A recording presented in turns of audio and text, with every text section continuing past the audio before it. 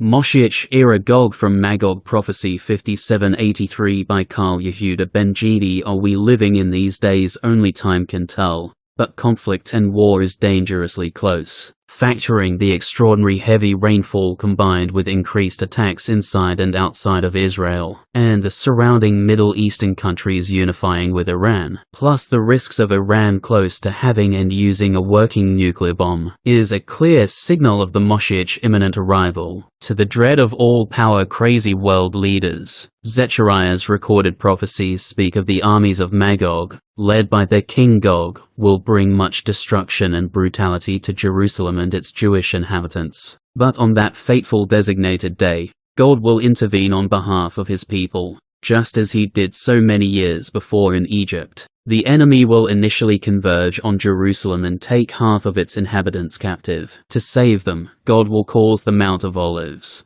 which stands outside the city, to split apart, allowing the captive Jews to escape. In this time of the future, a day will come when confusion will reign. It will not be day nor night. The Jews will not know whether the dramatic events of that time herald their salvation or signal looming destruction. But clarity will finally prevail, and the light of redemption will emerge. The area around Jerusalem, currently mountainous, will be flattened, so that Jerusalem can be seen from afar in all its beauty and splendor. A spring of water will emanate from the Temple Mount area, its ever-flowing waters reaching the Dead Sea in one direction, and the Mediterranean Sea in the other. On this day the nations of the world will finally and completely recognize the one true God. Jewish suffering and exile will come to a complete end, and Jerusalem will dwell in security forever. God will punish those nations who attack the Jews with a terrible plague. Even their animals will be stricken with illness. Confusion and craze will grip them,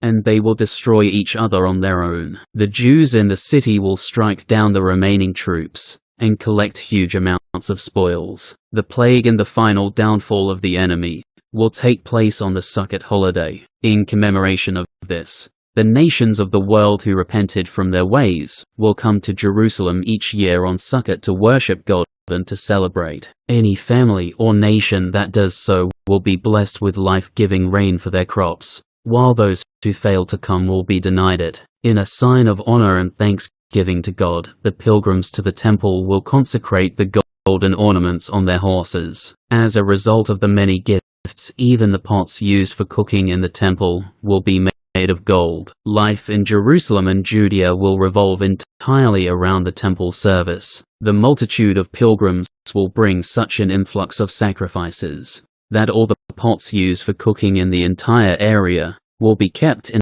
the halachic status of Kodesh, designated for holy sacrificial use. In days bygone, the jobs of chopping wood and drawing water for the temple were carried out by the Gibeonites, a non-Jewish tribe that had a low social status in ancient Israel. In this future era, however, the temple service will be invested with such sanctity and awe that the greatest of aristocrats will happily volunteer to assist in whichever task they can in the house of God.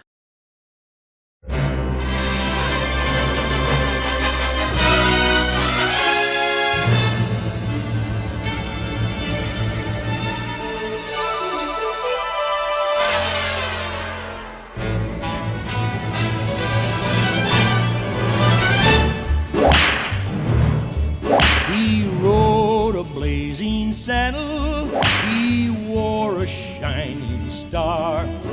His job to offer battle to bad men near and far. He conquered fear and he conquered hate. He turned dark night into day. He made his blazing saddle a torch to light the way.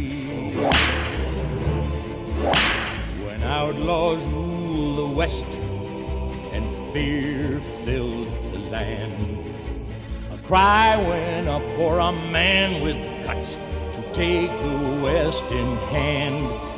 They needed a man who was brave and true, with justice for all as his aim. Then out of the sun rode a man with a gun, and Bart was his name. Yes, Bart was his name. He rode a blazing saddle, he wore a shining star. His job to offer battle to bad men near and far.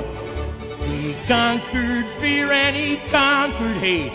He turned dark night into day. He made his blazing saddle a torch